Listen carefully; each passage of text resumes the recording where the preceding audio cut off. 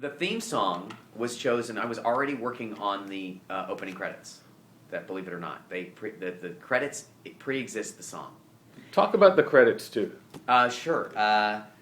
The credits were a larger concept that I had about following a regular person, a businessman, and not knowing who he was, and then seeing the state of his life, this free fall that he was in, and then realizing that it was going on inside him.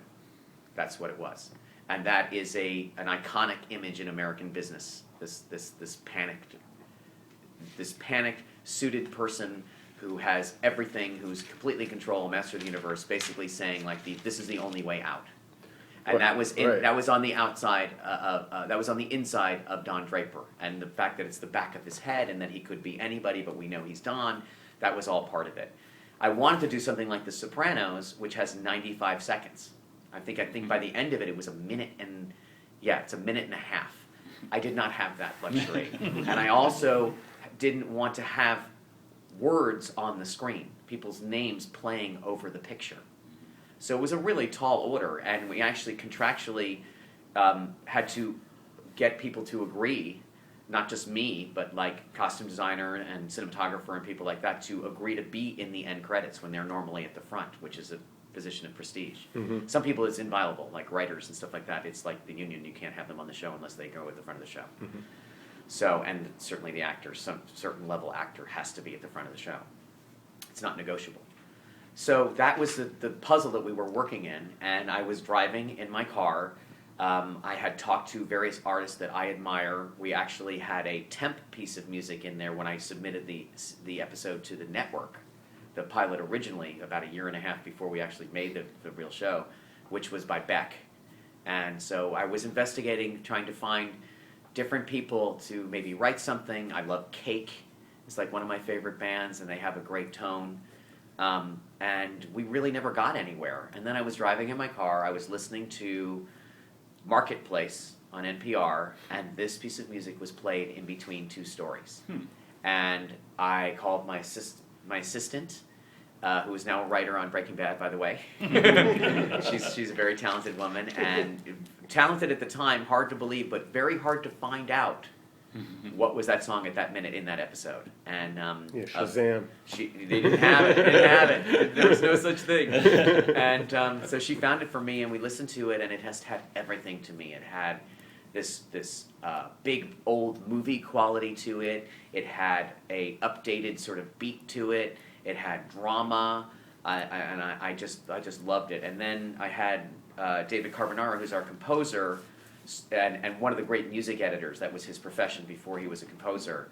Just sort of cut it down to the way it is. I mean, if you listen to the actual track, it's 8 minutes long, and this is a tiny piece of it. But that's basically the story of how it happened. It's that simple. And David chooses the other songs on the series? No, I choose the other songs on the series. I choose almost every piece of music that you hear. I am open to suggestions, but usually not interested. And I have a very personal relationship with music, and am a delusional person to the degree that before the show existed, I kept a file in my iTunes of all the songs that I thought could one day go on the show. And we had a strategy for it, and it's not to say other people haven't pitched things. And I have this incredible music supervisor, Alex Pitsavas, who really, in addition to having great taste and finding library cues for us for background music, often songs that have fallen into the public domain, I don't have a lot of money. And that changed during the life of the show also, which is that as CD sales dropped, they started demanding more and more money to have music in film and TV. It used to be a kind of small expense, and now it is huge, and songs can cost as much as $75,000, et cetera, and they used to cost $2,000 or $3,000. Yeah. And forget about saying we're promoting your record and you're going to sell. No one cares. That's their revenue stream, way bigger than it used to be.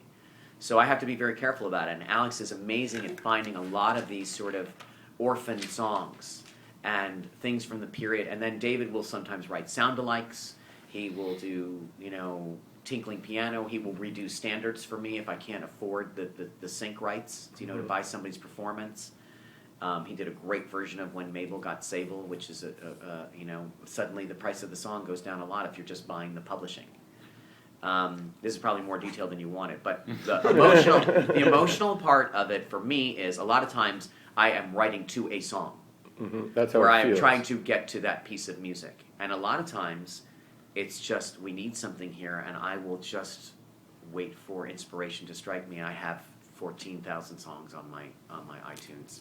I will take them from anyone. I was guilty of, during the Napster phase, of collecting a lot of stuff, which is piracy, and I feel badly about. I'm gonna give you guys like 5 minutes. But anyway, that's the hit. But they are all important. And by the way, one more thing on it. A lot of times there are songs that are very, very famous to me, and I'm like, I can't use that song. It's too big, it's too famous, it's too on the nose.